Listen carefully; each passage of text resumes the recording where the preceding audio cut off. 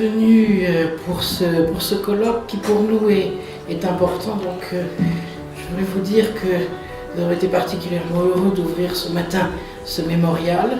Ce mémorial doit être la chose de tous, la chose des Français naturellement, car c'est une part de notre histoire, la chose aussi des habitants de Bitola, c'est une part de leur histoire.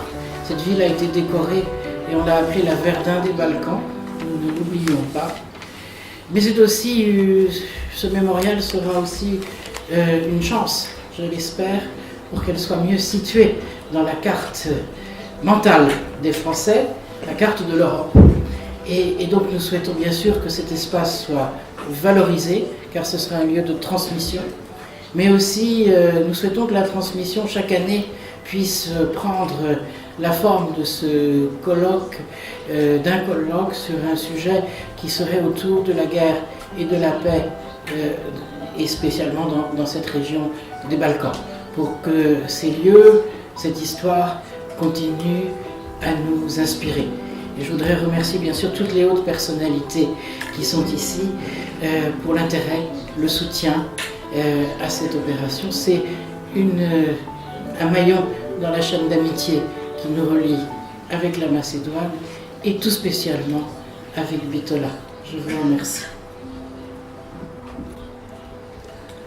Местото и поводот на денешната конференција која пред се има за цел осознавање на страданијата на неборбеното, односно недолжното цивилно население, не случајно го држуваме во место кое одишува од историја на првиот глобален воен конфликт во светски рамки со жртви во масовен размер. Конфликт кој не помалку бил почувствуван и од македонското население во овој регион. Македонската историја е исполнета со многу страдања на македонскиот и народот кој живеел во овие простори, кој не секогаш со собствена волја учествувал во крвавите пресметки помеѓу разни сојузници и алијанси од едната или другата страна. Затоа преку вакви научни конференции, историчарите, нашите архиви и архивите на нашите пријатели од странство е потребно да допринесат за осознавањето на овој сегмент на историјата, кој во овие региони, за разлика од западните европски држави, се уште не е доволно истражен. Токму периодот од Првата светска војна и претходно Балканските војни е забележителен период на овие простори во кои имало прекумерни човечки жртви, материјални разорнувања и колони бегалци. Сите они појави кои ги обработуваат правните одредби на меѓународно хуманитарно право, пред се Женевските конвенции, кои се во функција на ограничување на несреќите во војните конфликти и што подобра, ако може да се каже, хуманизација на војните. Неборбеното население од Македонија во случувањето од Првата светска војна ја имало несреќата, како и населението во Франција, да биде непосредно до случувањата на фронтовските линии на завојуваните страни, а со тоа и изложено не само на директни војни дејства, туку и на сите придружни негативни појави кои ги следат ваквите меѓународни војни конфликти. Инаку никој не може да ги избега травмите на војната. Сепак жените и децата, особено неборбеното население, биле најсериозно погодени и се чувствувале небезбедни дури во своите домови. 2018 est une année majeure pour la mémoire, tout le monde l'a compris et la France tient particulièrement à ce moment majeur. Mais je crois que c'est un moment majeur aussi pour toute l'Europe. J'ai pu le constater il y a quelques mois, par exemple en Roumanie. Je le constate depuis hier ici, dans l'ancienne République yougoslave de Macédoine, et je le constaterai demain au Kosovo. Les guerres et les drames de l'histoire doivent nous être utiles pour construire un monde meilleur et nous servir de leçon pour l'avenir. Vous l'avez un peu dit, mon général. Il me plaît ainsi de rappeler les paroles d'un grand soldat français qui commanda à l'ensemble des armées alliées et qui dit « Parce qu'un homme sans mémoire est un homme sans vie, un peuple sans mémoire est un peuple sans avenir. » Ce sont les paroles du maréchal Foch qui résonnent en nous et qui doivent continuer de résonner en nous. Il y a une semaine, j'étais à Oradour-sur-Glane, en compagnie du dernier survivant de ce village martyr de l'ouest de la France. Il fut ravagé par une terrible division SS en 1944. L'ensemble de la population fut massacrée. 642 civils, hommes, femmes, enfants périrent. Bombardements de villes entières, massacres, déportations, génocides. La barbarie sur les populations civiles a atteint un seuil inégalé, notamment lors de la Seconde Guerre mondiale.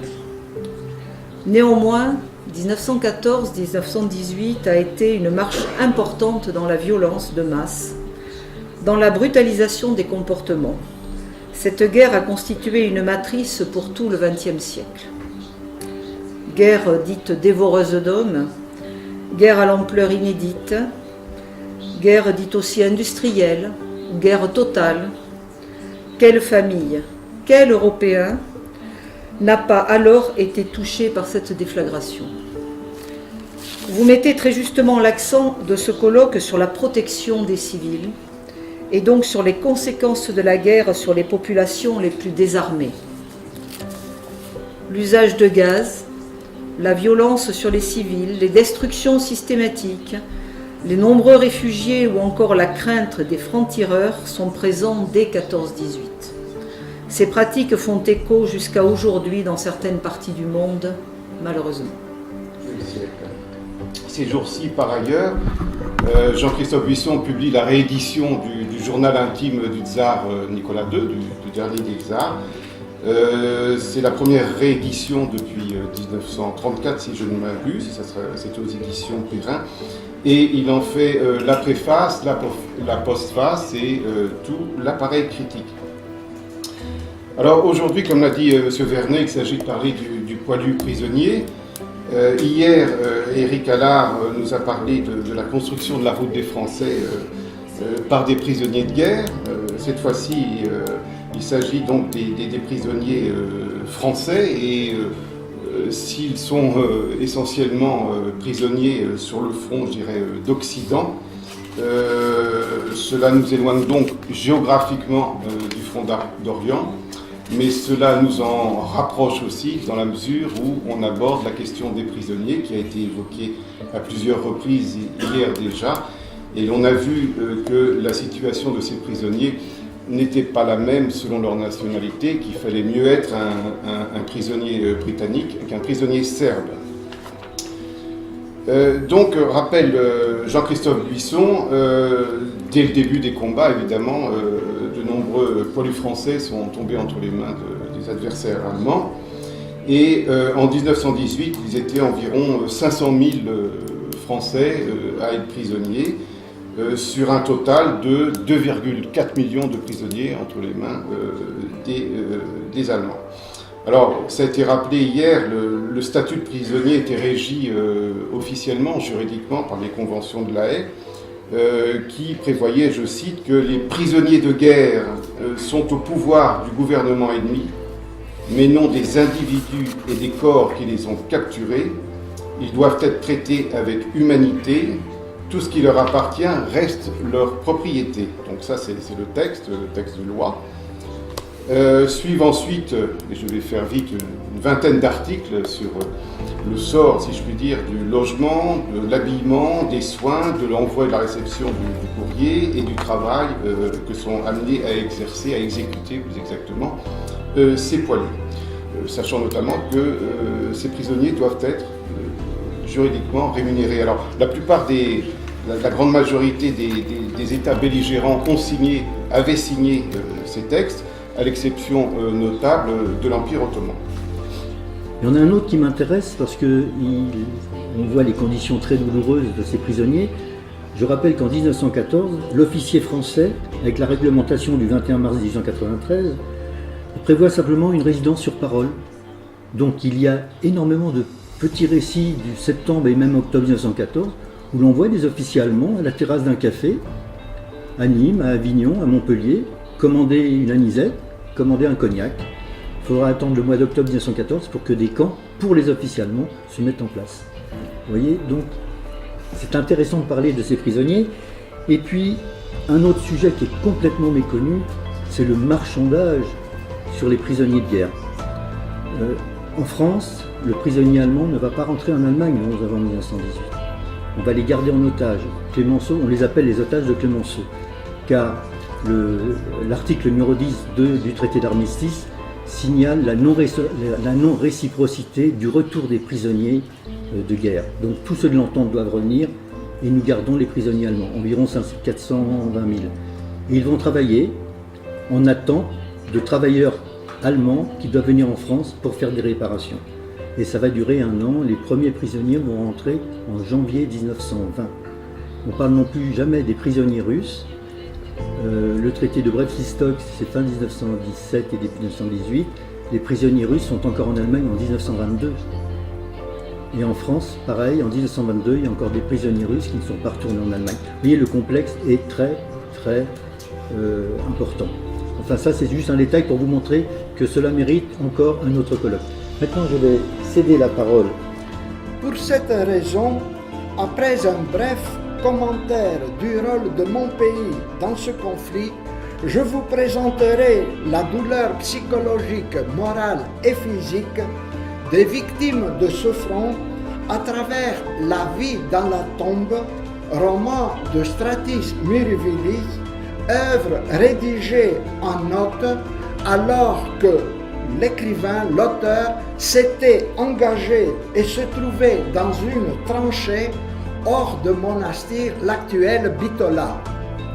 Le Front d'Orient, créé après la défaite des forces de l'entente Dardanelles pour ne pas permettre à l'Empire austro-hongrois de renforcer l'armée allemande qui se battait contre les forces franco-anglaises et leurs alliés du nord à l'est de la France, eut l'accord de Venizelos, Premier ministre grec à l'époque, alors que le roi grec Constantin Ier, chef de l'armée et genre du Kaiser, préférait que le pays reste neutre, privilégiant ainsi les empires centraux. Dès août 1914, le royaume hellène avait proclamé sa neutralité, mais quand la Bulgarie déclara la guerre à la Serbie, Venizelos, favorable à l'entente, autorisa les troupes alliées à débarquer à Thessalonique. Le roi renvoya son premier ministre et plus tard, Venizelos, avec l'appui du général français Maurice Serail, commandant de l'armée d'Orient, a formé à Thessalonique un gouvernement provisoire et le pays s'est divisé en 3 parties.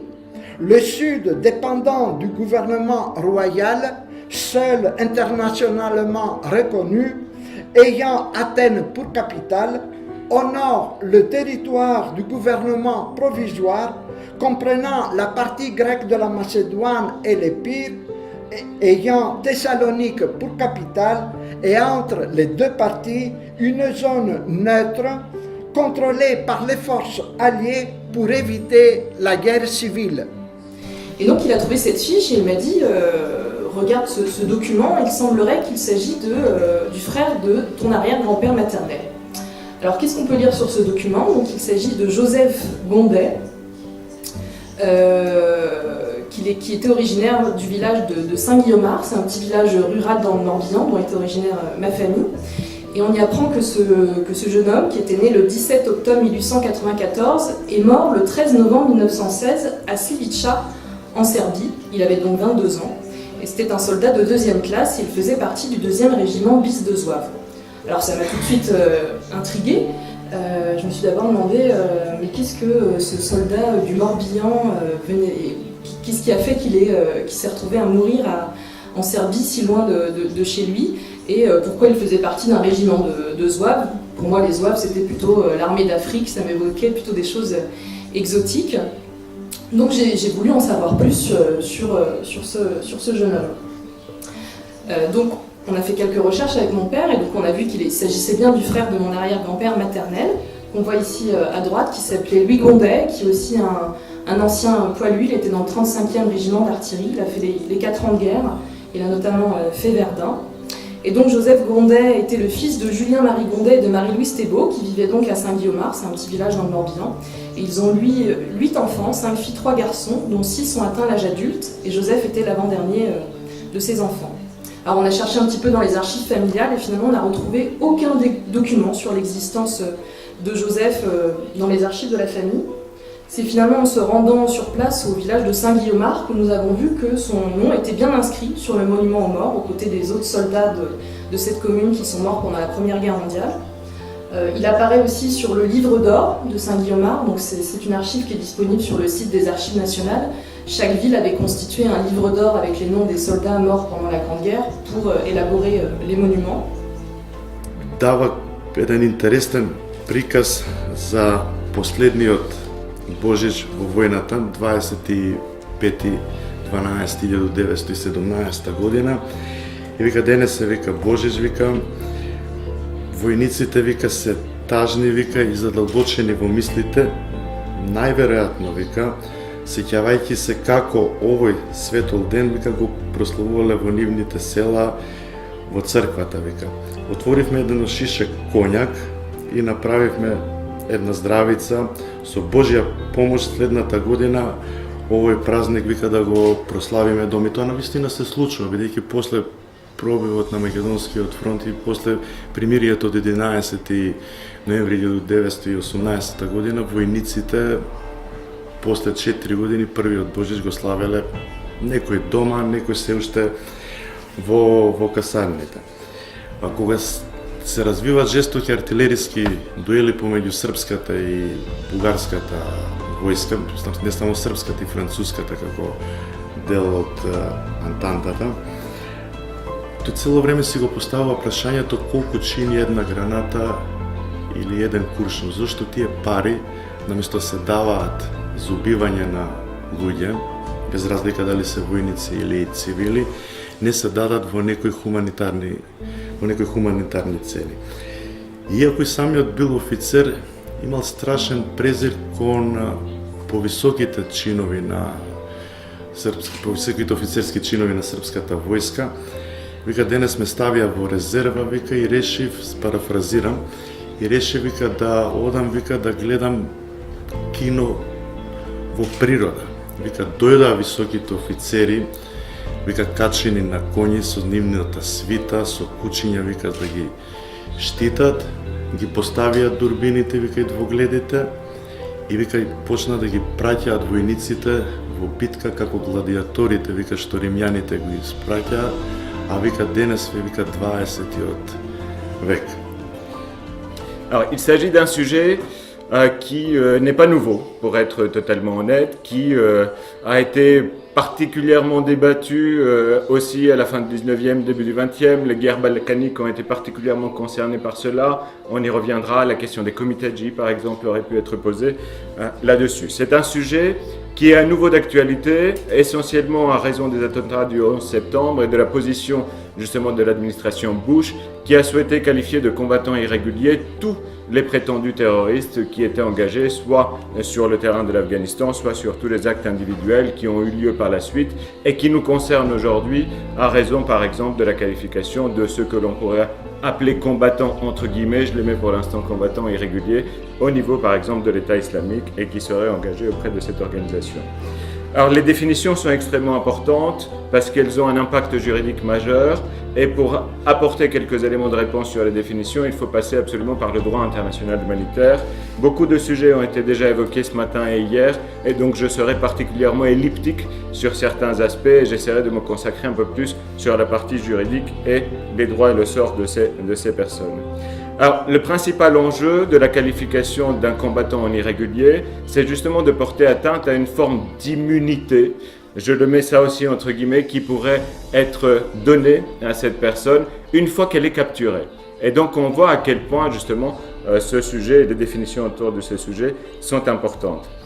Il y a forcément, puisqu'on a affaire à des définitions aussi, un caractère politique très marqué. Je tiens à vous rappeler à tous, mais tout le monde le connaît, que one man's terrorist is another man's freedom fighter. Donc de fait, à partir du moment où on a des difficultés pour qualifier quelqu'un de terroriste, pour qualifier quelqu'un de combattant, forcément, en jouant un tout petit peu avec ce vocabulaire de combattants irréguliers ou illégaux, on arrive à faire ce que l'on veut du droit et essayer d'appliquer des normes plus ou moins justement protectrices pour les personnes. Alors moi aussi, juriste français, une approche binaire en deux parties, je n'ai pas mis de sous-parties. Vous allez voir En ce qui me concerne, on l'évoquait aussi avec le représentant du CICR hier, que je pense qu'il y a une interaction naturelle qui doit se faire entre le droit international humanitaire et le droit international des droits de l'homme pour visiter véritablement le statut et le sort, le traitement des combattants, qui plus est des combattants irréguliers. Alors on va passer par le droit international humanitaire puisque c'est là qu'on trouve les premiers éléments de définition et les premiers éléments liés à un régime, liés à un combattant capturé. Alors un des principes structurants du droit international humanitaire, c'est le principe de distinction. Le principe de distinction, il poursuit un objectif simple, c'est justement de protéger les civils en période de guerre et de faire en sorte que seuls les militaires soient considérés, en tout cas seuls les combattants, soient considérés comme des cibles légitimes. Мојата тема е фокусирана на меѓународното право во действувањето на македонската армија. Меѓутоа, генерално, за да може да се образложи оваа тема, голем дел од работите се поклопуваат, односно ќе зборуваме за меѓународното право во поглед на сите армии. Значи, дел од работите што ќе ги спомнам се прилично универзални. А потоа има од случај до случај различност во примената на меѓународното право и во акцептирањето на законите, на националните правни системи. Ќе се обидам да направам едно кратко резиме и да не бидам премногу злодевна, да бидам доволно јасна со терминологијата која е специфична. Армијата на Република Македонија е изградена на база клучни предизвици. Има историја на војување во Македонија, во овај регион, како што слушнавме овие 2 дена, дури е многу непријатни искуства. Меѓутоа, генерално македонскиот народ е навикнат на војување, е навикнат на страдање. Може би токму затоа македонската армија, кога се градеше и во времето на поранешната федеративна Југославија и од 91 па наваму, откако сме независна, откако Македонија стекна својата независност, беше изградена пред низа сериозни предизвици. Пред се, јас сум можеби емотивна кога зборувам за ова и се ежам кога раскажам, затоа што ги имам сеќавањата на моите предци и тагата на народите кои порано живеа заедно во една земја, на кои митот за братство и единство им се сруши преку ноќ. Југословенската армија, поранешна и македонската армија во тој склоп не беа спремни за такво нешто. Тоа беше нешто што никој не го очекуваше. И повлекувањето беше многу болен процес, а градењето беше процес кој требаше многу на брзина да се направи, зашто кога почнувате нешто да градите подоцна, мора да ги убрзате работите за да пораснете доволно во процесот. Тоа раснење се случуваше во многу сериозна средина, во случај значи на надворешно ембарго, конфликт вооружен на северната граница, внатрешен вооружен конфликт, идентитетски проблеми, проблемот на признавањето на името идентитетот, при влезот во Обединети нации, потоа при апликацијата за членство во Европска унија и НАТО. И сето тоа се сериозни колективни травми кои настрана од емотивниот момент бараат и сериозни ресурси, финансиски, временски ресурси како луѓе. Ние сме релативно мала земја и мала нација, значи во 2 милиона луѓе, што не се ни толку, треба најати доволно војници, доволно лекари, доволно правници да функционира. Значи, армијата, генерално да скратам, се соочи со ограничени ресурси, ограничени знаења, мораше многу брзо да се адаптира во период кој беше многу турбулентен, затоа што го фатија и делот на пост 9/11, значи имаше активно вклучување во меѓународни мисии, имаше внатрешен вооружен конфликт, сега се случуваме со сајбер димензија, со симетрично војување и бара брзо прилагодување сето тоа. Од друга страна пак, мојата лична перцепција дека македонската армија беше прилично потисната на сметка на македонската полиција, односно армијата се гледаше како рудиментиран концепт, како нешто што е останато од социјализмот и некако се гледаше политичките елити, барем мислам дека гледа на генералите како на нешто што е лојално на претходниот режим, односно на југоносталгијата. Додека пак македонската полиција беше многу повеќе форсирана, условно кажано, и акцентот се ставаше на неа. Тоа од друга страна е нормално затоа што во концептот на градење на граѓански држави армијата има една друга улога. Alors, organiser un tel colloque à Bitola a vraiment du sens, non seulement, comme l'a dit Draghi Georgiev hier, le directeur de l'Institut national d'histoire, parce qu'il est important de se souvenir de la Première Guerre mondiale pour la prévention des conflits, mais aussi, comme vous l'avez dit, monsieur le doyen, tout à l'heure, parce que Bitola a beaucoup souffert pendant la guerre. Bitola a reçu la Croix de guerre, on l'a dit plusieurs fois au cours de ce colloque. C'est une des 16 villes étrangères à avoir reçu la Croix de guerre. Il y a 2 villes en Roumanie, il y a une majorité de villes sur le front de l'Ouest, en Belgique, en Hollande, qui ont reçu la Croix de guerre, mais sur le front d'Orient, il y a 2 villes en Roumanie, une ville en Serbie où il y a eu de très nombreux massacres de civils, et Bitola est la seule ville en Macédoine, Salonique par exemple, n'a pas reçu la Croix de guerre, bien qu'elle ait joué un rôle particulièrement important, mais un rôle stratégique et militaire. Et Bitola a reçu cette Croix de guerre parce qu'elle a énormément souffert, l'ambassadeur l'a rappelé en ouvrant ce colloque. C'est la Verdun des Balkans, et donc c'est une ville martyre, et donc ça a vraiment du sens ici de s'interroger sur la protection des non-combattants, à la fois dans une vision historique et puis avec des aspects plus contemporains. D'en savoir un peu plus sur le front d'Orient, j'en parlais encore ce matin avec le professeur Vernet, qui est grand spécialiste de ce front d'Orient, c'est qu'en France, c'est tout à fait méconnu. Alors là, je m'adresse en particulier aux Macédoniens, pour qui, à l'inverse, il y a une familiarité géographique, familiale, avec les combats qui ont eu lieu ici, mais il faut bien savoir qu'en France, le front d'Orient n'existe pratiquement pas. Vous prenez un manuel scolaire, il y a, je sais pas, 2 lignes, 3 lignes, sur plusieurs pages consacrées à la Première Guerre mondiale. Ça s'explique entre autres par sûrement l'éloignement géographique, le fait aussi que la mémoire de la Première Guerre mondiale s'est polarisée en France sur les batailles du Nord et de l'Est de la France, en l'occurrence notamment la bataille de la Somme et celle de Verdun. Toujours est-il que j'ai eu une curiosité à accepter l'invitation d'Emmanuel Rimbert. Et donc je me suis demandé quand moi-même j'avais eu une vague idée, vraiment une idée superficielle de ce qu'était le Front d'Orient, et je me suis souvenu que c'était le film de Bertrand Tavernier, Capitaine Conan. J'ai vérifié, c'est sorti en 1987, donc il y a un peu plus d'une vingtaine d'années. À cette occasion, j'ai découvert qui était l'auteur, c'est-à-dire Roger Vercel, que je n'avais jamais lu, que plus personne ne lit en France quasiment. J'ai découvert qu'il avait eu le prix Goncourt en 1934, ce qui n'est pas rien, et qu'il avait écrit d'autres livres, dont l'ENA, que j'ai vu. J'ai vu un exemplaire de l'ENA dans la partie muséale du cimetière de Bitola, que nous avons inauguré il y a peu de temps. И аз лично имав намера да цело ова патување го представам на најдобар можен начин и на повеќе автентичен начин, односно да се вратиме назад во времето за 100 години.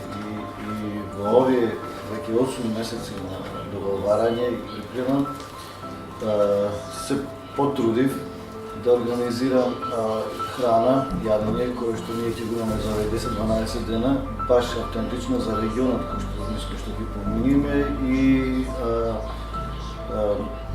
јадење кое што во тој период се конзумирало. Значи ние би се храниле не со времена храна, значи веќе имаме договорено леп да се направи со квас, не како сега што со квасец, кој што е со маја, кој што трае 2 дена, него леп кој што трае 10 дена, например.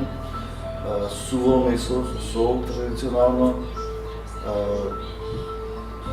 и некои други прехрамени продукти, меѓу кои ракија, традиционално направена, што имате да ја пробат. Мислам дека мојата идеја беше да се запази традицијата на кога веќе се пишува книга, да се опише баш онакво што треба да се види, односно да се знае кои биле приликите тогаш, па и на некој начин и сега. Во однос на теренот, кога се запознавме со Емануел, односно тој кога ми ја првично презентира идејата, требаше да направиме некој патување, меѓутоа трасата не ни беше јасна, буквално до пред 3-4 недели, кога сега веќе точно знаеме кои се условија на терен, има стар снег, плански снег, и пред една недела бевме, се договоривме за трасата би се била од подножието на Кота 1050, каде што ќе имат можност да ги видат бункерите, рововите, кои што еднаш ги имат видено, меѓутоа сега ќе ги поминеме пешки, па одиме према Маково, Рапеш, преку еден свењот мост низ канјонот на Црна река, потоа одиме до селото Будимирци, каде што оттаму планираме да излеземе до Врвотка и Марчалан, и во зависност од приликите и временските услови, од Врвотка и Марчалан, каде што има спомен кустурница, треба да мислиме като значено место кое што ти треба да го посетат, да го видат и да ги сетат тие сите емоции кои што се таму, кога се веќе присутен таму. па потоа по линија на границата и по линија на фронтот би следувале према Бела земја, Сокол, пробивот на фронтот кој што беше Добро поле, Кравица, Кожув, Гергеле и понатаму.